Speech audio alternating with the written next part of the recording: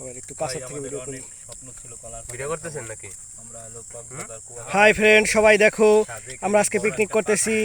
New আইটেমে খাওয়া কলা পাতা খাইতেছি।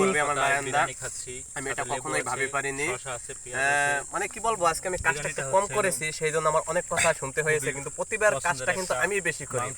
একেই বলে ঠিক আছে, ভালো কাজ করবে কোনো শুনুন দেখবে, মানে তোমাকে একদম লুটে পুটে খেয়েছে, ঠিক আছে।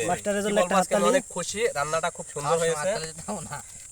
সবাই মশা মারো পিছের তাহলে আপনি মশা বেলা কোক বেচতে তো পারি না। দুলাল টাকা টাকা হাতে খাইছি, সাথে কিন্তু পাত খেত এটা পোক পরে লিঙ্গা আমি দেই নি ফোনে কলার পাতার বিরিয়ানি ভালো তো দেই নেই বন্ধু, লাইটি মানে মাস্টার ধরো আমার তুলবা না। ভালো হইছে। এই হলো আমাদের উদ্যোক্তা নারায়ণদা। দেখি নারায়ণদা কিভাবে সেবা করে, সেবার পূর্বে কি একটু আরাধনা করতে সেটা একটু করেন। হ্যাঁ ঠিক আছে, একে দেখে শিক্ষা নেওয়া উচিত যে কিভাবে মানে খাবারের প্রথমে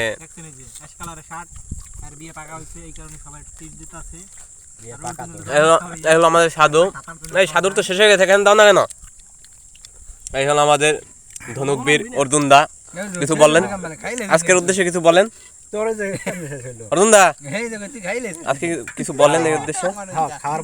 খাওয়ার পরে এই হলো কি ভাইয়া, কিছু বলো অনুভূতিটা। হৃদয় তুমি একটু বলো ভাইয়া। সেই সাত প্রদীপ দা কিছু কও। সেই সাত কইলাম তো, উনি ওনার বউরে ফাঁকি দিয়ে অনেক কষ্ট করে আইছে। এখন আশিস তুমি কিছু বলো। বলার কিছু নাই, খালি স্বাদ আর স্বাদ।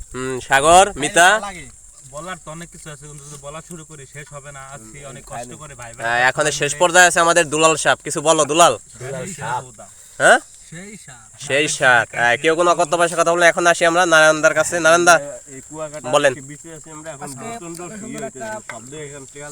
আয়োজন করতে পেরে আমি সত্যি অনেক আনন্দিত, সবাইকে নিয়ে এইভাবে অনেক আনন্দ করে খাইছি, গর্ববোধ করছি।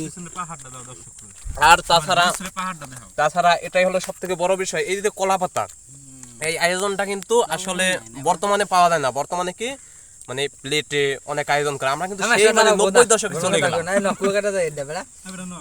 90 দশকে আছি আমরা। কি বলবো, আই এম সো এক্সাইটেড, ঠিক আছে। মানে আমি অনেকটা হ্যাপি, অনেক অনেক অনেক অনেক অনেকটা, এটা আমি মানে ভাষায় প্রকাশ করতে পারবো না। এই যে আমরা খাচ্ছি, এগুলো কোটি টাকা দিয়ে এই আনন্দগুলো পাওয়া যায় না। একমাত্র যারা পিকনিক গুলো করে তারাই মর্মটা বুঝে। সন্ধ্যা বেলা উঠবো।